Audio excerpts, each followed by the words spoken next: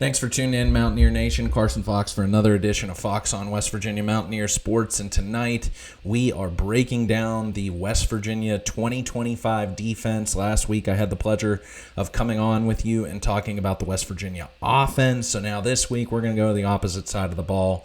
And there will be a few themes for you here that will come out as I break this one down. But tonight we're going to talk about, the West Virginia defense philosophically, schematically. Going to talk about all these new coaches that West Virginia has, position groups, so breaking down some of the players at all three levels, and then kind of project some of the statistics for you because football is a numbers game, and that can tell a story. So great segue in talking about some numbers because and you always have to talk about where you've been to understand the context of where you are currently. And the 2024 West Virginia defense was just awful. I really put it up there alongside one of the worst defenses in recent memory, maybe going all the way back to that 2012 Pat Miller-led West Virginia defense.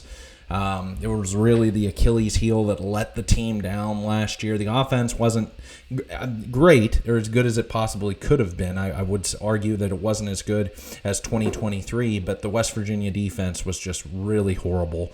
109th in scoring defense, that's at 32 points per game, 110th in total defense at 415 yards per game. The pass defense was just a sieve. Garnet Hollis Jr., on one side, Dantes Fagan on the other side, and the cast of safeties just really let the team down, I feel like, with their defensive secondary coach, Shadon Brown, 9th worst in FBS at 125th in the country, 271 yards per game through the air allowed, 12th fewest turnovers per game in FBS. That was tied for 117th with only 11 turnovers gained, just not enough, that really plagued, I feel like, West Virginia defenses throughout the entire tenure of Neil Brown.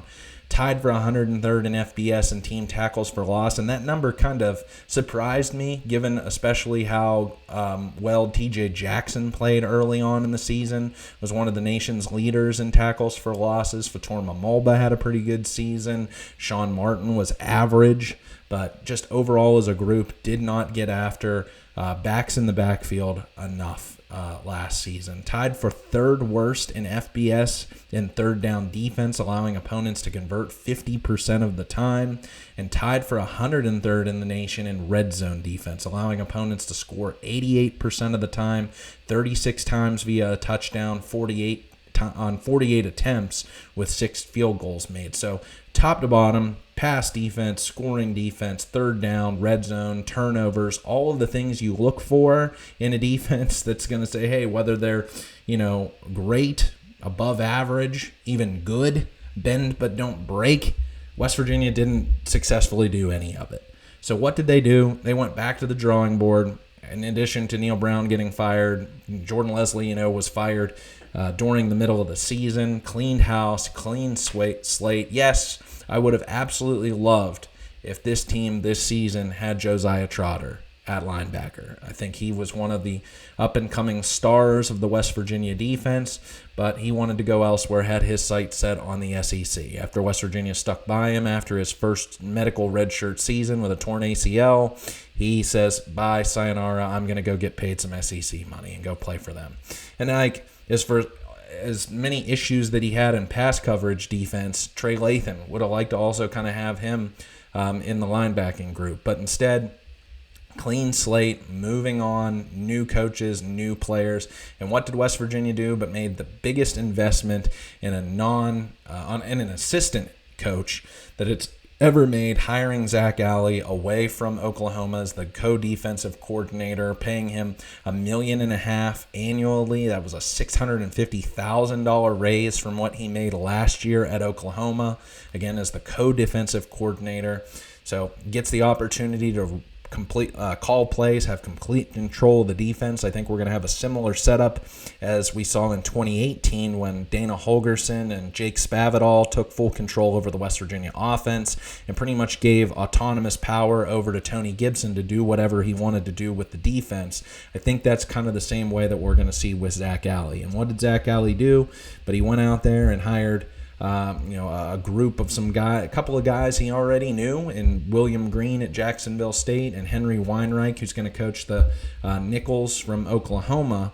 But also Rod West at corners from Appalachian State, Gabe Franklin at Boise State, and look at here, an old familiar face and name, the old defensive coordinator under head coach Rich Rodriguez back in the late 2000s, Jeff Castile, making his return.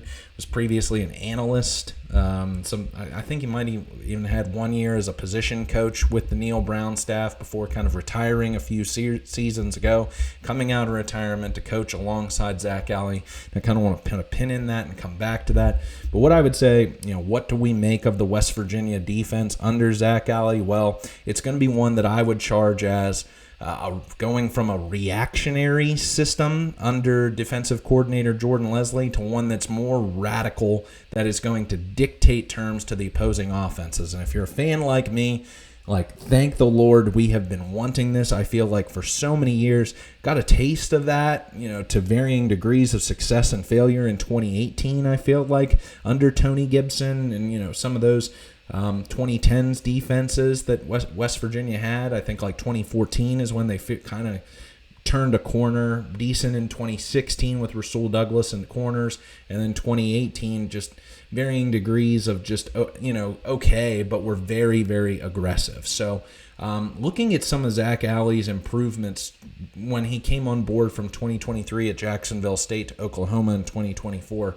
Now, of course, that was a Brent Venables-led Oklahoma defense calling plays, but still had major control and input in that. Oklahoma last year finished top 25 in run defense, total defense, and scoring defense, while ranking 16th in defensive SP+, according to ESPN. The unit was also top 25 in sacks per game at just under 2.7, and 10th in tackles for loss per game at 7.4, while tying for 6th in fumbles recovered with 12, finishing 10th in red zone touchdown defense at 47% of the time. So that is an aggressive defense that really made a complete overhaul. I feel like we can go back and think about that 2023 Oklahoma team that that was 2022 that had a lot of trouble. That West Virginia ended up beating at home with, Garrett Green taking over for a JT Daniels. 2023, they were still kind of rebuilding under Brent Venables, and then last year they really turned a corner and played better. Of course, they had Danny Stutzman there in the middle, but, so that always helps, but you get what I'm saying. So, again, Jacksonville State 2023 blitzed 43% of the time. That was 198 of 456 dropbacks. In 2024, Oklahoma ranked 9th nationally in sack percentage, getting to opposing passers 9% of the time. So that's what we're going to see. I think we're finally going to see West Virginia, in comparison to Jordan Leslie's defense, where it seemed like it was, every 8 guys drop back. Now we're going to have those exotic blitzes from all 3 levels of the defense, and you never know where it's going to come. And that's really I mean, watching the 3-3-5 for so much of my lifetime, that's when West Virginia has success. It's when you don't know where they're coming, whether it's a safety, a linebacker, a defensive lineman, and you change up those blitzes, and it allows you really to be multiple. Now, you're susceptible to the run because you have a 5 versus 3 offensive to defensive line advantage, and for the most part, sometimes 3-3-5 defenses are a little bit smaller. They're not the kind of run stuffing type of teams like a 4-3 have, but that's the thing Zach Alley said all offseason is they want to be multiple. They want and I think the schematics will really kind of be dependent upon the playmakers at different position groups and who emerge as leaders. And this is, I think, something that I never really bought, but hearing from Neil Brown and Jordan Leslie is they didn't trust how many linebackers they had, so they didn't feel comfortable with going to a 3-4 defense and having 4 linebackers. So you can't play a 4-man front, is my point here, if you don't have the guys to be able to do so. You don't have the depth, if you don't have the stamina. So, where I will say I lean is that I think West Virginia will be more of a 3-3-5 for this entire season, but I think we might see dependent upon the opponent, depending upon the down and distance, that West Virginia finally has the depth to be able to go out there and be a multiple defense. And that is very exciting for me as a fan, because West Virginia, I feel like, is going to have to lean on this defense, especially more so than they did in 2024, where it was, live and die by what Garrett Green and the run game, the offense could do for you. The defense really completely let you down. Now it's going to be flipped. I think as that the offense, especially early on in the season, adjusts to Rodriguez's system, play calls, tempo, getting this offensive line to gel, all the things that I talked about in the offensive preview, the defense is going to have to carry the offense. I feel like, especially early on, but then in some of these games, I think that they're West Virginia, like it has for so many years in this Big 12, will be a part of so many one-score games that come down to just a few plays here and there, that I don't think we're going to see too many blowouts this upcoming season. So it's going to have to rely on this defense. Now, where I'm very interested, again, talking philosophically, schematically here, is with Jeff Castile, because, again, while there were some good times from the West Virginia defenses, I can think back specifically to 2006 when West Virginia had one of the worst pass defenses in the country. That's kind of really what killed them, I feel like, that 2006 season from challenging for a national championship. Again, lost to Louisville, lost to South Florida. But Jeff Castile, at times, not all the time, but at times tended to play a little bit more conservatively. Drop 7, drop 8. It would be at times when they both had the personnel, and when they had the personnel, they could afford to be more aggressive. So during this first transitionary year, will there be any sort of philosophical differences or debates in the war room of the defensive coaches between Jeff Castile and Zach Alley, where Zach Alley might be, again, the young, progressive defensive coordinators getting paid $1.5 million, full control, quote unquote, of this defense, and Jeff Castile, who's been around the block, been at West Virginia, is going to say, hey, look, I know that you want to blitz 80% of the time, or however a percentage it is, or, here's why I think that you need to coach this game. And what does that look like? Can it be symbiotic? Or will it be something that you're kind of butting heads? Because, again, what if Dana Holgorsen got hired back as an offensive coordinator for this team, and you had Holgorsen and Rodriguez meeting of the minds in the offensive war room? How do you think that would look? So that's what I'm saying on the defensive side of the ball. I hope that they can work together. I hope that it can be, a veteran coach who's seen a lot of football over his years, not so much in the Big 12, some, but not as much as, the Big East days. And then I think he coached for Nevada out in the Mountain West. But just to kind of, help, I think similarly in some regards how Randy Mazey helped Steve Saban's over his first year, but still Saban's had full control. I think it will be Alley's defense to call, and Castile will work with the linebacking core, specifically Bandits. I'm just curious, and I don't think I've heard that from any other West Virginia podcasters or coaches, how that necessarily is going to work. So moving forward, I think I want to talk about a couple of themes. Already talked about the investment that was made in the defensive side of the ball for the coaches.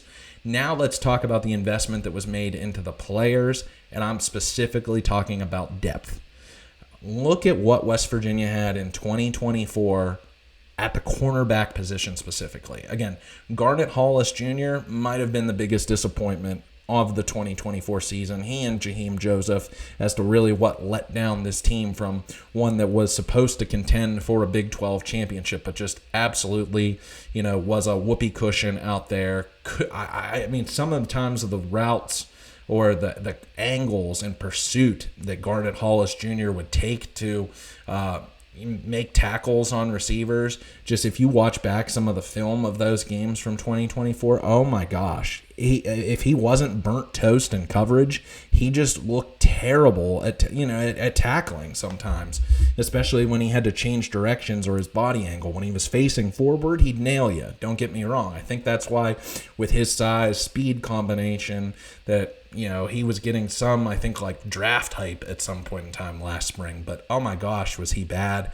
Aiden Garnes might have been the worst cornerback West Virginia's had since Pat Miller in 2012. Just way too small. Couldn't play at the Power 4 level. I can't believe Arizona took him.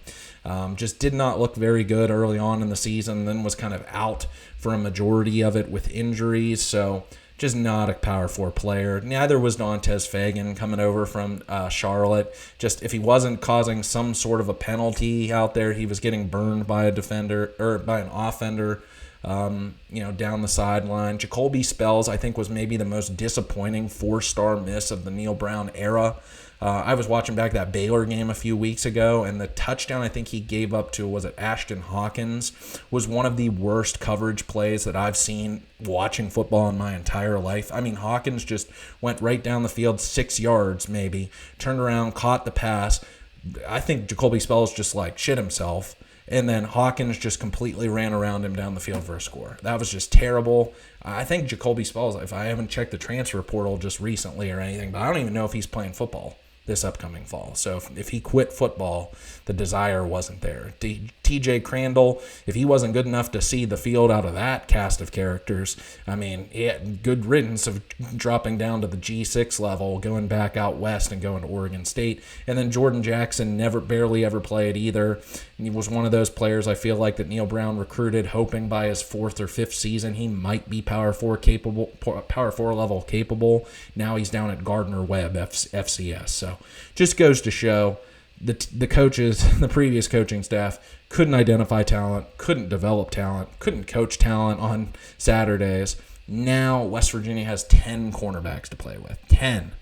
So the investment into the players, the depth that now West Virginia has at multiple position groups, and I'll go through them, is definitely there. So that's why I have faith that this defense is going to be better. I don't care that they had, 25 new defensive side of the ball incoming transfers. You needed all of them. You needed them, and this coaching staff went out in the transfer portal and did so. The other thing I want to talk about is desire. And I think this was one of the main reasons why Neil Brown was fired. I heard a good podcast just a couple of days ago, kind of a debate, I guess you could say, in one respect, friendly conversation between Josh Pate of CBS Sports and Danny Cannell of ESPN and Sirius. And they were talking, some of the differences that Danny talked about of today's college football game, and talking about big picture business model, but it was like talking about Florida State specifically was there a desire by some of those players, did they care if they won or lost on Saturday as long as the NIL check cleared? And I've hinted at this and I have talked about this, I feel like, on previous videos over the last couple of years. I think we could see that. Either if you just attended games and saw, on the field or were watching on TV, that I didn't get that vibe. I specifically didn't get that vibe on the defensive side of the ball. I think the defense is, as much as it is scheme and overall talent, speed, 50% of it's desire. You have to want to go out there and rip somebody's head off. You can't have any fear about putting your body in harm's way, because if you're thinking about what's going on with you internally, or you're afraid to do anything, put your body in harm's way, essentially subject yourself to a car accident every single time you're going out there and going and hitting another person and exuding your will on another man, then you're playing behind the 8 ball. And I just don't think that, again, it came symptomatically down from the scheme being so reactionary of Jordan Leslie, like letting the, offense come to you and trying to adjust, as the play was happening in zone coverage. No. Well, go back and watch some of those vicious, violent early 2000s defenses. Go back and watch 2004 West Virginia, Maryland at Milan Puskar Stadium. Oh my gosh, the physicality of the game at that point. And I know the game has changed. It's basketball on grass with the spread RPO, so it's different than, the I form and even some of the heavier run games that were deployed in the early 2000s versus today's game. But still, watch defenses in the SEC, and they still play incredibly physical. So that's what I want to see out of this defense, first and foremost, with that hard edge. And I'm going to talk now about some of the players. I think that is what these coaches found when they were doing the entire evaluation of the transfer portal and the players available that West Virginia brought in, is they wanted to get guys who were going to hit, who were going to go full speed, who weren't holding back in any regard. So does that equate to West Virginia being a little bit more penalized than it has been in previous seasons? Maybe. I think that's yet to be determined, but I think that we as fans would welcome that. I don't think we want to see another Baylor, or we want to see another Texas Tech, or we want to see another Pitt. Like, you cannot have those types of defensive implosions, breakdowns, where you're just scratching your head out there. And you're seeing guys hanging their head, carries over from one series to another. The offense then doesn't trust the defense to be able to get anybody off the field, so they have to press. It's not good complementary football. Defense travels. Defense carries you. Football is a defensive sport. So if West Virginia can go out there, game in and game out, and give the kind of effort with interchangeable parts with these players. I'm not seeing anybody on this roster that, I don't know, there might be the next reincarnation of Beanie Bishop. There might be, and there might be a couple, but for the most part, in totality overall, that there will be somebody who will be able to step up, is what I'm ultimately trying to say. And you just didn't have that. You didn't have that out of last year's group. Nobody really stepped up outside of, the few starters that West Virginia had. Aubrey Burks had his injury issues, and I still think that was as weird of an issue as Charles Woods from a couple of seasons ago. We never really got much of a full explanation on that story, but once he went down, he was kind of your leader in the back end of the defense, and just imploded. So let's go and break down this defensive group and kind of project for you kind of my two deep starters. So I think first and foremost, where this defense starts and ends and can be the difference, and I feel like a game or two, is Jamori Robinson at defensive line. I think he might be the number one impact transfer player that West Virginia has. The American Conference Defensive Player of the Year from 2024. We're waiting and hoping on the whims of the NCAA to clear his waiver to play for I think sixth or seventh season, played a year of JUCO, had the COVID year, so now he has 1 year left of eligibility to play. So he's like a 25-year-old man-child out there. It's 6'5", 260. I think he's going to be awesome on that defensive line. Maybe not necessarily the speed of a Bruce Irvin, but you just watch him out there manhandle some people. 43 tackles last year for UTSA, 10.5 sacks, 2 forced fumbles, a fumble recovery. West Virginia has to have Jamori Robinson, and I'm putting him on, either the weak side defensive line. I think he's more of a hand in the dirt defense, 3-4 defensive end than he is a stand-up 2-point outside linebacker. Then on the opposite side of the ball, I really like what West Virginia did. I don't know if he was there necessarily. I can't remember off the top of my head if he was there for spring practice, but Eddie Kelly Jr., I think he was a spring commit out of Missouri. Kind of a tweener who I would say could play a little bit stand-up defensive end, but I think more so kind of fits that mold of that 3-4 or an outside linebacker. I think he fits more of a hand-in-the-dirt defensive end in a 3-4 scheme, or 3-3-5 in this case. So if Eddie Kelly's on one side, hasn't really been able to put it together to break through to be a consistent starter. I don't think he would have been in the transfer portal had he been. So coming over from Missouri, played in the SEC, So if you got Robinson on one side, Eddie Kelly Jr., I think Asani Redwood has done a decent job when he's been healthy. That's the major thing with Asani Redwood is, can he stay healthy? If he's a guy who kind of rotates in there at either defensive end spot and can contribute significant snaps there, that's great. That's really kind of all I'm asking for. Not really asking for Asani Redwood to be an every down starter. So then on the interior defensive line, and this is where I think West Virginia could perhaps be a little bit multiple with a four-man front. If you trust Robinson on one end, Eddie Kelly Jr. on the other, is do you think you can play Eddie Vesterinen and Hammond Russell at the defensive tackle? Do you want to sacrifice, say a linebacker to go to a 4-2-5 kind of front? Or do you want to try and go heavier in maybe third down situations when you want a second defensive tackle on the field? Because I think Eddie Vesterinen can play there at like 295 pounds, and Hammond Russell over 300 pounds. A guy who came in and gave some decent snaps. For Fatarma Mulba rotating in there, kind of that second nose tackle for West Virginia. I don't know if I trust Hammond Russell to be an every down nose tackle, so that's kind of why I'd like to see Eddie Vesterinen take that over. I don't think Eddie Vesterinen is necessarily talented enough or fast enough to play every down defensive end. Now, that's not taking anything away from Eddie Vesterinen, because I think in 2023, he really stepped up. I think he had the kind of season that Sean Martin had in 2022. Remember, he had like that deflection in that game against UCF that was pivotal.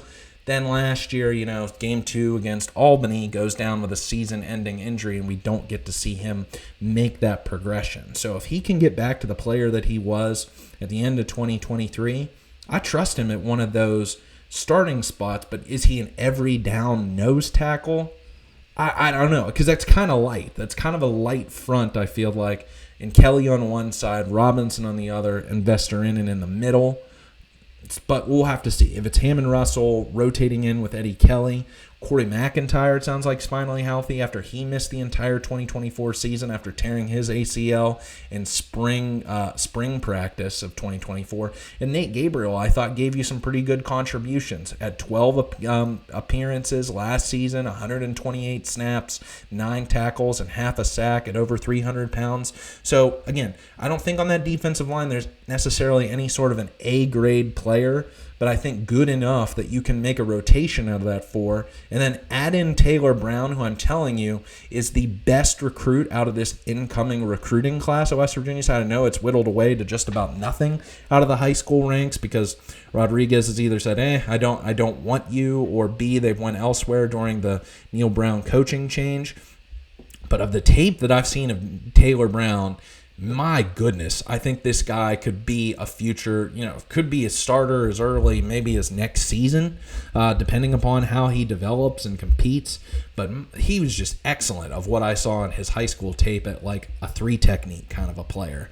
A little bit, undersized of what I read on Rivals, was listed at like 260, but now he's listed like 290 pounds. So holy cow, guys put on weight, got in the weight room. Well, I really am curious to see how Taylor Brown contributes this season. So this might be a group to watch on the defensive line. Again, are they going to play 4? Are they going to play 3 primarily? And then who kind of is as part of the rotation? So Elijah Simmons, JUCO player, kind of rounds out the group at the ends. Let me take a look at my 2 deep here while I'm bringing it up. I think that's kind of your 4. Jamori Robinson, Eddie Kelly. If Eddie Vesterinen maybe bumps outside and plays a few snaps. Don't know what Adam Tomzik might give you out of the JUCO ranks. I know he was a spring semester ad. That's kind of breaks down your defensive line. So then at the linebackers, this is kind of where we're rolling the dice, taking a shot. I think the one position or the one player I really feel well and feel solid about is Reed Carrico. I think he really came on strong in West Virginia's last 4 games to end the season. Remember, we can add that 16 tackle performance on November 16th against Baylor, had 31 tackles total over those last 4 contests. He's a redshirt senior. He's 6'2", 230, so I think he's at a good size to kind of take up that Tony Fields type of in the middle kind of player who can do it all now. And pass coverage, we'll see. And I think that's kind of the the same for all of these players who are out of these linebackers. But for right now, a holdover from the 2024 team who stayed and really came on strong at the end of the season, I feel pretty good about Carrico. So then, at the other inside linebacker position, maybe it's Chase Wilson. A little bit smaller than a John Lewis. John Lewis coming over from an SEC school. I know it's the bottom of the barrel in Mississippi State. Just 21 tackles on the season last year for the Bulldogs. Whereas for Chase Wilson, coming over from a Colorado State team that played pretty good defense in 2024, he was the team captain for the Rams. Started all 13 games at Mike linebacker, second on the team with 98 tackles, also had 3 tackles for loss, 2 interceptions, 1 came against Texas with 6 quarterback hurries. Now, I think when I did see a few highlights of the spring game, I think he was in street clothes, so I don't know if he was dealing with any sort of injuries throughout spring practice or it was just kind of precautionary maintenance or something like that. John Lewis being an after spring practice ad. So I think those kind of guys are going to compete in the middle for that second inside linebacker position. I wouldn't count out Ben Cutter. I think he's a guy who has a motor. If he was just a little bit bigger, he's just a warrior out there, never give up kind of attitude, loyal, stayed with this program through thick and thin. 39 tackles last season with a season-high 7 in that Frisco Bowl performance against Memphis. You can remember, in part of that game, he was getting the defense really fired up. He was just seething over his defensive performance, collectively as a team. And then also Ben Bogle, 2024 redshirt sophomore, All-American honorable mention, FCS honors, 87 tackles, 16.5 tackles for loss, 2 interceptions, 2 pass breakups, 3 quarterback hurries, and a fumble recovery. So just did it all for Southern Illinois. But transitioning from the FCS level, like for a guy like John Lewis coming over from the Power 4, sometimes I give the benefit of the doubt, I feel like, to these Power 4, especially if they come from the SEC or Big Ten transfers over to West Virginia, more so than I do of guys from, or the highly productive guys from the G6 level. Think like a Anthony Lewis from last year. Was that his last name? Played safety, just really undersized from Georgia State. Guys coming up from the FCS level, coming up from Division II we've never seen since the transfer portal really became a thing 5 years ago. So I don't know just yet. I think those guys are kind of on the outside looking in for one of those starting positions. At Bandit, I think it's going to be interesting because maybe Jamori Robinson kind of slides in there as that Bandit. What does that player look like? Again, if it's a 4-2-5 system with 4 down linemen, those 2 linebackers that I told you about, either Carrico and Wilson or Carrico and Lewis, kind of in the middle, what does the Bandit look like? I think it's going to be a 2-man competition that really comes down to Devin Grant from Incarnate Word, late after spring practice transfer edition, or Braden Siders, who was there for the spring out of Wyoming. So getting to know a little bit more, doing some research on Braden Siders. In 2022, he was awesome. Had 538 snaps, started all 13 games, 42 tackles, 13.5 tackles for loss, 26 quarterback hurries, 7 sacks, 2 pass breakups. Now, granted, that was 2022. That was a long time ago. It's dealt with injuries for the last 2 seasons. Last year only played in 7 games, 280 snaps, 22 tackles, but 5.5 were for loss and 3.5 sacks. So if he can stay healthy, maybe he, again, rotates in, spends half the time playing alongside Devin Grant. Maybe that's exactly what West Virginia needs, and for Siders too. If he's a half the time kind of starter out there, used in some sort of sub packages or certain situations, you get the best out of him and keep him fresh. Now, whereas for Devin Grant, again, both of these guys are around 250 pounds, so I think they have that prototypical size for a linebacker. 14 games for Incarnate Word, who made the national quarterfinals at the FCS level, 31 tackles, but 11 of them were for the loss, with 8.5 sacks for a forced fumble. So you have to make a pick. I'd say Devin Grant, kind of my leader in the clubhouse, maybe for that starting bandit position, with Braden Siders nipping at his heels, wanting that. Maybe they split it 50-50. So then let's move on into the secondary. I was really pleased to see this stat, but it was like, oh, crap, you almost like want to keep the genie in the bottle, keep this a secret from everybody. At cornerbacks, what really, again, killed West Virginia defensively in 2022 and 2024 is they couldn't rely on their corners. 2023 struck lightning in a bottle, getting Beanie Bishop from Minnesota, and then Malachi Ruffin, a sixth-year senior, maximizing on his potential, stepping up and playing admirably at that second cornerback position. So now, this year, I think that locked down the number one wide receiver, number one guy at cornerback, who West Virginia went out there and really competed against some higher level programs to get his services in Morgantown, is Michael Coates.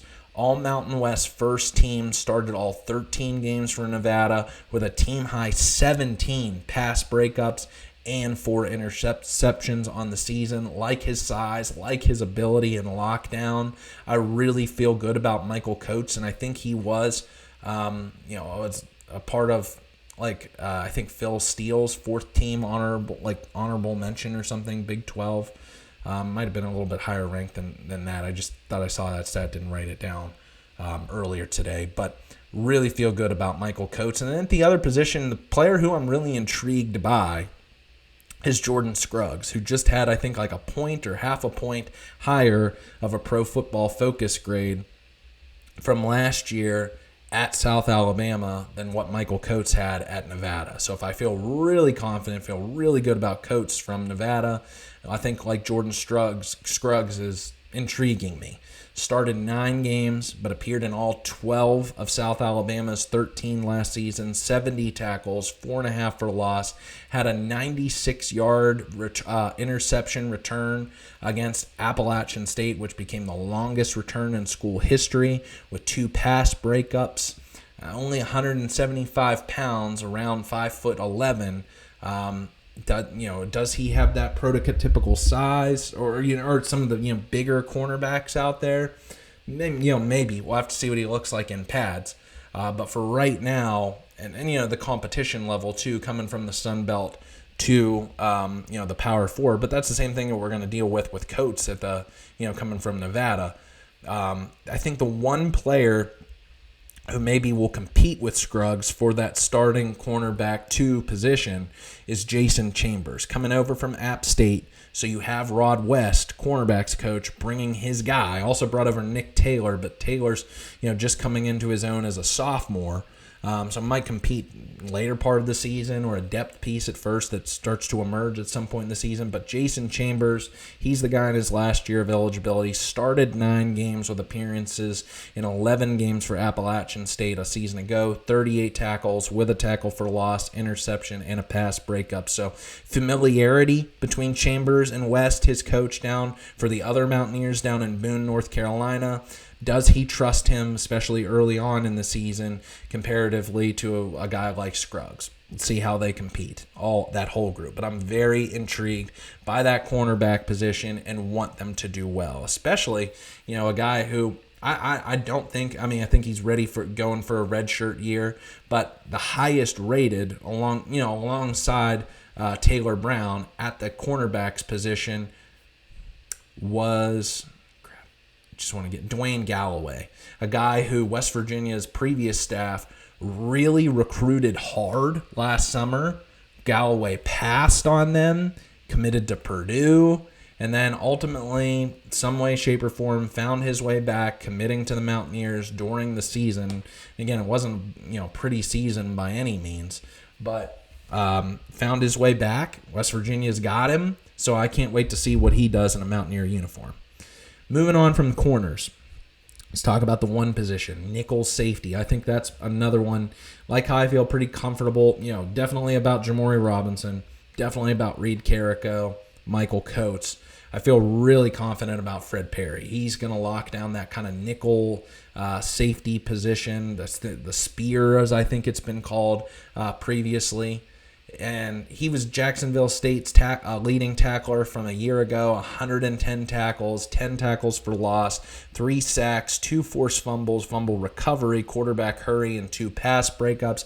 He can do it all. I think he's going to translate well to this level. I think kind of similarly what we saw, the best of Aubrey Burks is what Fred Perry's going to bring to the table. And then been some interesting switcheroos in that defensive secondary. Originally kind of thought Jordan Scruggs might be a nickel safety. There have been some position changes out of that group. Now William Davis, a Division II Virginia Union player, presumably going to back up Perry at that nickel safety. Intrigued by what we saw in 2024's spring game by Zay Jennings. And it a couple of times last season, I think, on special teams plays. So might now just be the third string or rotating in at that second string. So again, at that one specific position, there's at least 2 to 3 players worth of depth.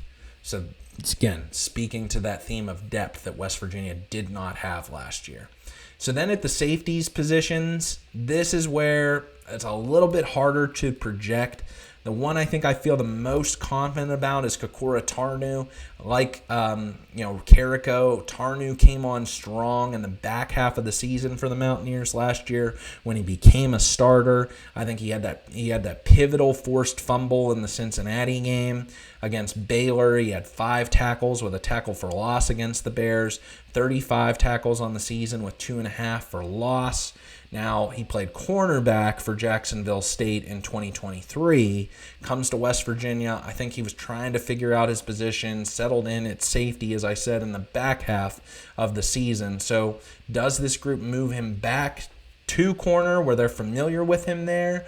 Or do you have Tarnu staying at that safety position that he learned and, kind of developed into well last season? But I'm really glad that he got an extra year's worth of eligibility because of the Diego Pavia JUCO rate, the JUCO thing that's going on. So glad to have him back in Morgantown, and he's going to lock up one of those 3 starting safety positions. And the other one, what an ad at the very end.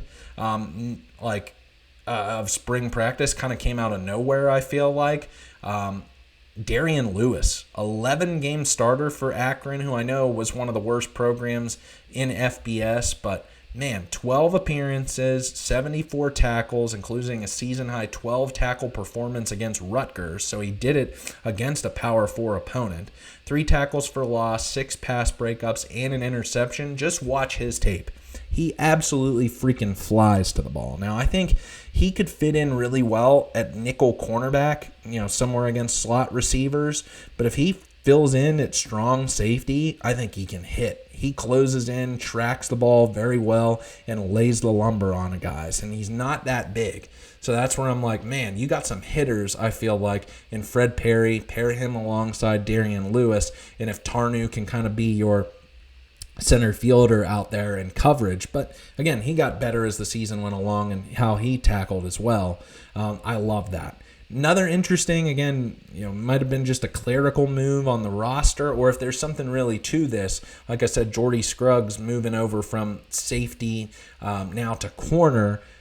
Cornerback last year, second corner for Jacksonville State, who's now in Morgantown, Derek Carter Jr. has been moved to safety. So is he going to be a starter at one of those safety positions, or do they feel really good about what they have at cornerback in Coates, Scruggs, Chambers, maybe even a Devontae Golden Nelson, who was another Akron transfer, and they were like, okay, we need you over at the safeties then, kind of fill out this 2 deep. I'd be very curious to know what's going on in the backstory there with Derek Carter Jr., because throughout the spring and early summer kind of pegged him as that second starter at cornerback. But maybe things have changed. Maybe that'll be something that plays out in fall camp. And then another guy might be the second stringer, Jordan Walker out of FCS Chattanooga, second team All-Southern Conference in 2024, started all 12 games for the Mocs, 60 tackles, 2.5 tackles for loss, 7 pass breakups, and a fumble recovery, was with the program throughout spring practice. So there you go, everybody. There's kind of your 2 deep right there. Again, West Virginia, I know these aren't a lot of names that you can be like, oh yeah, I'm familiar with their game. I've watched their tape. I've watched their team play last season, but it feels pretty good to me. I just like where West Virginia is at this moment. If, again, Robinson can get his waiver. Guy I didn't mention, but we're kind of waiting on the waiver also is Justin Harrington, who previously played at both Oklahoma and Washington, so a 3-time transfer. Like his size. I haven't played college football 26 yet, but from what I hear, like he's a game changer on college football 26 for West Virginia. So very curious to see what West Virginia gets out of him. So let's finish this up now, almost 45 minutes in.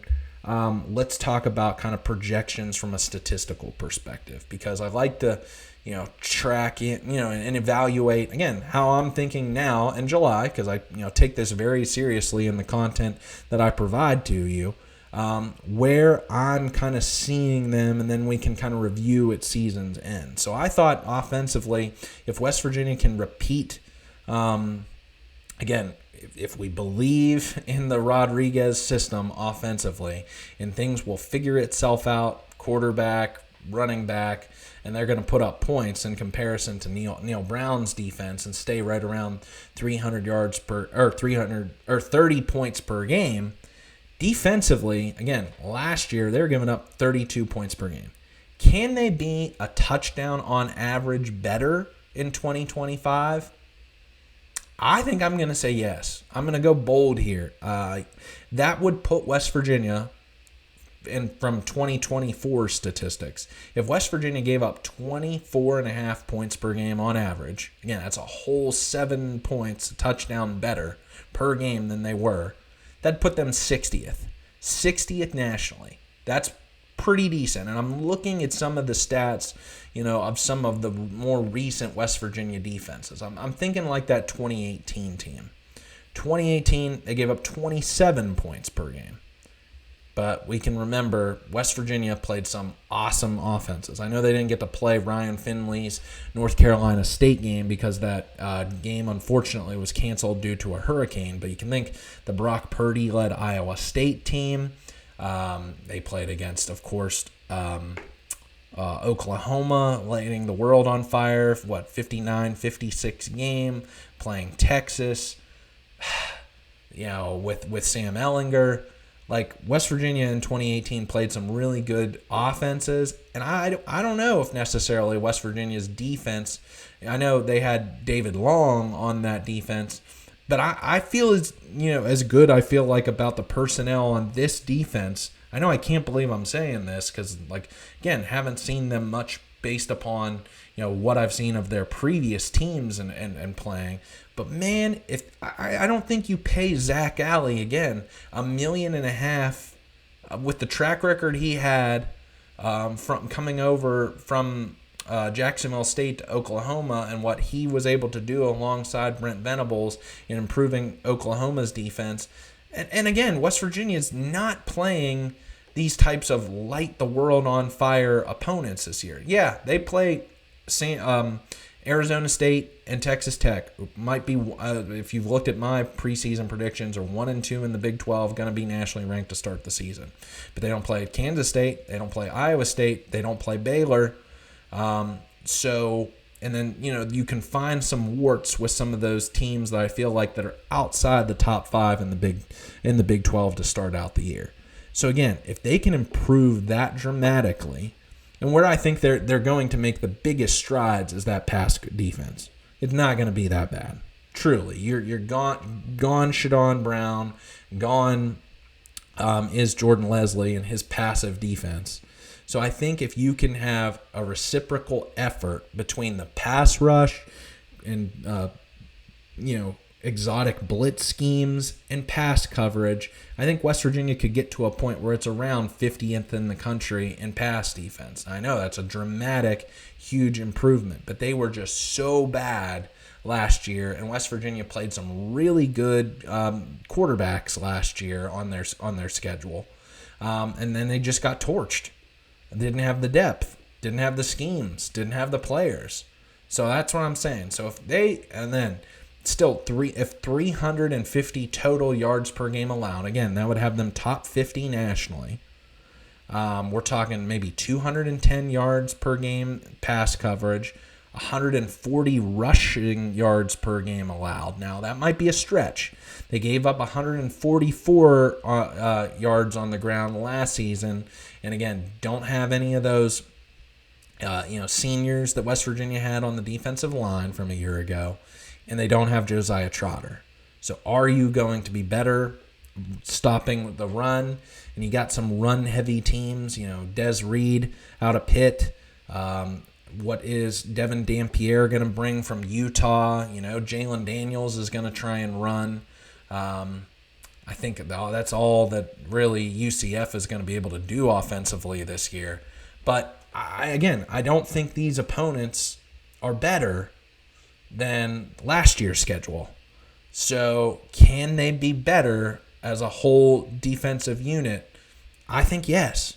So that's kind of what I'm that might be bold, that might be radical. You might be like, Carson, you're crazy if they're going to make that big of a defensive improvement. But again, from 350 from last year, giving up, 415 yards per game allowed. Can they get down to 350? That's 65 yards per average in total defense, yards per game allowed. I feel pretty confident that can happen. Because they were, again, so freaking bad, y'all. So bad. So, love to know your thoughts on all of this in totality. Now over 15 minutes. Are you feeling as bullish about this West Virginia defense as me? Or do you at least agree that West Virginia's defense is going to have to, step up and carry this team at times this season? I'm like, I really do. I think as the offense tries to, figure itself out, especially early on, I think we're going to all be, looking around and be like, this defense isn't bad. Investments into the coaches, specializing it. They have a freaking Nichols coach, y'all. They have a Nichols coach. And then, again, the investment that has been made into the depth. Not overall, I feel like you're going to have a defense that can compete in the SEC, but against the Big 12, I think we might be talking about a respectable defense when they did not have one in 2024. So would love to know your thoughts, good, bad, or indifferent. Please leave them here on YouTube. If you've liked this video, found it insightful, please like it so more Mountaineer fans can see it. That really helps the algorithm for more Mountaineer fans to see it around YouTube. Please subscribe to my channel. Would love to have you as we buckle up, lock in, and get ready for the 2025 season with preseason camp starting next week. And tell your friends, tell your family, tell your dog that I do this each and every week and have a lot of fun doing it. I'll have more to talk about. There's been a lot of news in the last few days, especially with coaching contracts being renewed, Ren Baker getting a contract extension. So might make a short video about that as well. For over the weekend or something like that. But again, we got so much to talk about in football in regards. I'm pumped. We're like 37 days away from the start of the season, y'all. I'm excited. I'm going to be bringing you a lot more football content. So thanks for tuning in, everybody. Hail West Virginia. Let's go and spot the ball.